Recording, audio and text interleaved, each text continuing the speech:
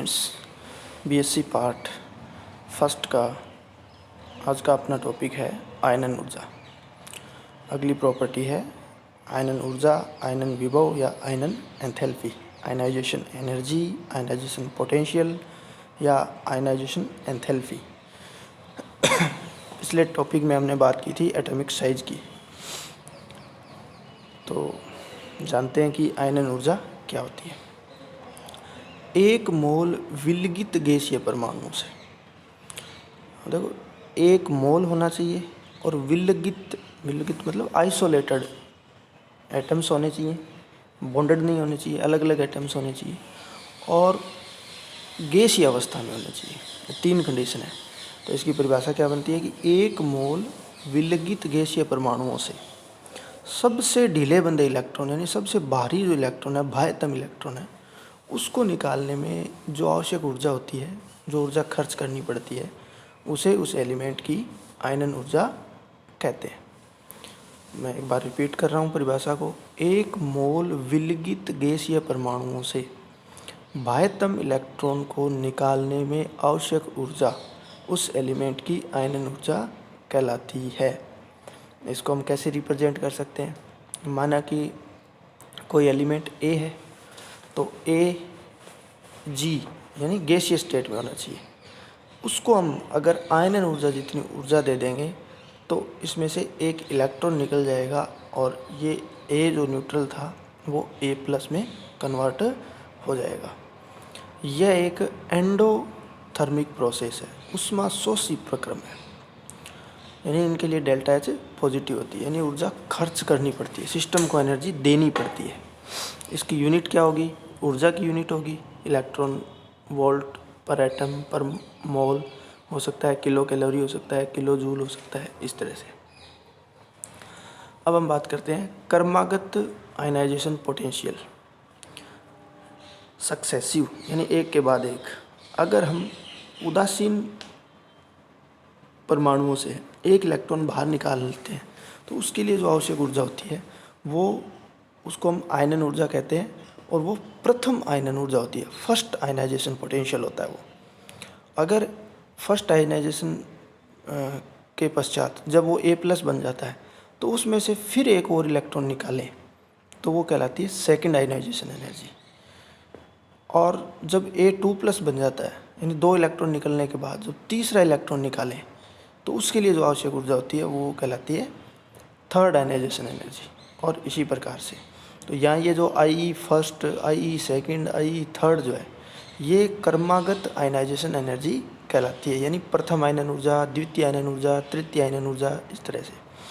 और यहाँ इनमें हमेशा ध्यान रखने की बात है कि पहले से दूसरा इलेक्ट्रॉन निकालना हमेशा मुश्किल होता है, फिर दूसरे से तीसरा निकालना और मुश्किल होता है, यानी ज़्यादा एनर्जी की जरूरत होती है। तो फर्स्ट आयनाइजेशन एनर्जी से सेकंड आयनाइजेशन एनर्जी और सेकंड आयनाइजेशन एनर्जी से थर्ड आयनाइजेशन एनर्जी और इसी तरह से क्रमागत आयनाइजेशन एनर्जी के मान बढ़ते ही जाते हैं। या मैं ये कहूँ कि ionisation energy NV ionisation energy हमेशा N-1V आयनाइजेशन एनर्जी से अधिक मान रखती है। अब हम बात करते हैं कि आयनाइजेशन एनर्जी को प्रभावित करने वाले कारक, फैक्टर्स अफेक्टिंग आयनाइजेशन पोटेंशियल। पहला फैक्टर आता है साइज। अगर साइज बड़ा है तो इलेक्ट्रॉन बाहर है तो वो नाभिक से कम आकर्षित है तो उसको निकालना आसान होता है, यानी IP कम होती है, कम ऊर्जा की ज़रूरत होती है। तो IP हमेशा साइज के इन्वर्सली प्रोपोर्शनल होती है। साइज छोटा तो IP ज़्यादा, साइज बड़ा तो IP कम। दूसरा आता है जेड इफेक्टिव। अगर जेड इफेक्टिव ज़्यादा है तो जेड इफेक्टिव का मतलब क्या है? इलेक्ट्रॉन को ज़्यादा आकर्षित कर रहा है नाभिक, तो उस इलेक्ट्रॉन को निकालने के लिए ज़्यादा ऊर्जा चाहिएगी, तो IP का मान भी ज़्यादा होगा। तो जेड इफेक्टिव ज़्यादा तो IP अधिक। अगला आता है प्रिरक्षण नियतांक, स्क्रीनिंग कांस्टेंट सिग्मा। तो ये आप जानते हो कि जेड इफेक्टिव से उल्टा होता है, तो ये IP से भी इन्वर्सली प्रोपोर्शनल होगा। अगला आता है कक्षकों की भेदन क्षमता।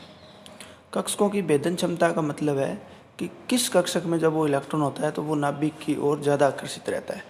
तो इनका जो क्रम रहता है वो रहता है SPDF, यानी S कक्षक की भेदन क्षमता सबसे ज़्यादा होती है और F कक्षक की सबसे कम होती है।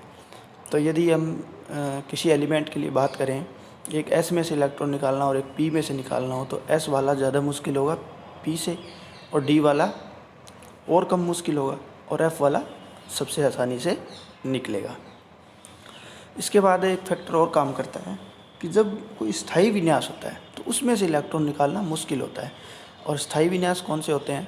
हम जानते हैं कि अर्धपूरित और पूर्णपूरित, यानी हाफ फील्ड और फुली फील्ड जो इलेक्ट्रॉनिक कन्फिग्रेशन है वहाँ से इलेक्ट्रॉन निकालना मुश्किल होता है। यानी ऐसे एलिमेंट्स जिनका इलेक्ट्रॉनिक कन्फिग्रेशन हाफ फील्ड और फुली फील्ड होता है उनकी IP जनरली अधिक होती है। फॉर एग्जांपल नाइट्रोजन और ऑक्सीजन की बात करें तो ऑक्सीजन का साइज़ कम है, इस हिसाब से ऑक्सीजन की IP ज़्यादा होनी चाहिए थी, लेकिन नाइट्रोजन में 2p3 यानी हाफ फील्ड इलेक्ट्रॉनिक कन्फिग्रेशन है, जबकि ऑक्सीजन में 2p4 ऐसा कुछ नहीं है।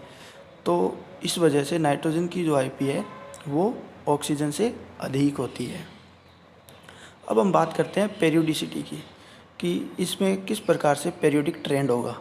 तो सबसे पहले हम एक पीरियड की बात करें तो in a period moving left to right size decreases. हम जानते हैं कि साइज़ में कल वीडियो में बात की थी अपन ने, कल के लेक्चर में कहा था कि साइज़ है वो एक आवर्त में बाएं से दाएं जाने पर कम होता जाता है। तो साइज़ छोटा होगा, जेड इफेक्टिव बढ़ेगा और IP का मान भी बढ़ेगा। पहले भी बात कर चुके हैं हम, साइज़ और IP का आपस में रिलेशन देख चुके हैं। तो एक आवर्त में बाएं से दाएं जाने पर साइज़ कम होता है और IP बढ़ती है। और एक वर्ग में यानी एक ग्रुप में ऊपर से नीचे जाने पर यानी टॉप टू बॉटम जाने पर size increases, that means IP decreases. यानी एक वर्ग में ऊपर से नीचे जाएंगे तो एलिमेंट्स के लिए, हर एलिमेंट्स के लिए IP कम होती जाएगी। अब हम कुछ ट्रेंड देखते हैं सेकंड और थर्ड पीरियड के फर्स्ट IP मानों का।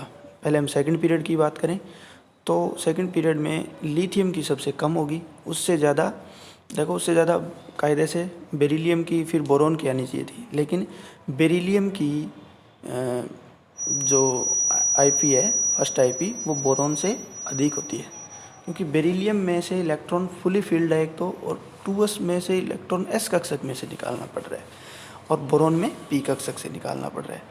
उससे अधिक फिर कार्बन की होगी।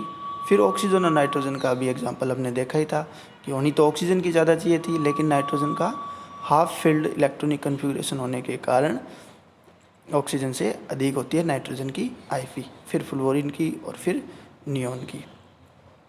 अगर हम सेकेंड और थर्ड पीरियड के एलिमेंट्स को एक साथ समायोजित करके देखें तो हम देखेंगे कि सोडियम से लिथियम की बड़ी होती है, लिथियम से एल्यूमिनियम की बड़ी होती है, और एल्यूमिनियम से मैग्नीशियम की, मैग्नीशियम से सिलिकन की, सिलिकन से बोरॉन की, बोरॉन से बेरिलियम की, बेरिलियम से सल्फ़र, फिर फॉस्फोरस, फिर कार्बन, फिर क्लोरीन, फिर ऑक्सीजन, फिर नाइट्रोजन, फिर आर्गन, फिर फ्लोरीन और फिर नियॉन। ये ऑर्डर रहता है। ये ऑर्डर अगर हम ध्यान में रख लेते हैं तो यहाँ से बहुत सारे सवाल बनते हैं। किसी भी कॉम्पिटिटिव एग्ज़ाम की हम बात करें तो ये ऑर्डर ज़रूर पूछा जाता है। फर्स्ट IP का, सेकंड IP का भी पूछ लेते हैं, तो वो भी हम इसकी सहायता से आसानी से निकाल सकते हैं। तो इसको याद करने के लिए इसके नीचे ट्रिक भी लिखी हुई है कि नालायक लियाकत अली महंगा सितार बजाए बेसुरा, सुनकर पड़ोसी कहे चलो न और फ्रस्ट्रेड न करो। इस तरह से हम इसको आसानी से याद रख सकते हैं। तो ये ऑर्डर अपने को ध्यान में रखना है। इस ऑर्डर के बेसिस पे अपने अगले वीडियो में हम कुछ क्वेश्चन सॉल्व करेंगे और इसका एप्लीकेशन पार्ट देखेंगे। आज के लिए इतना ही, धन्यवाद।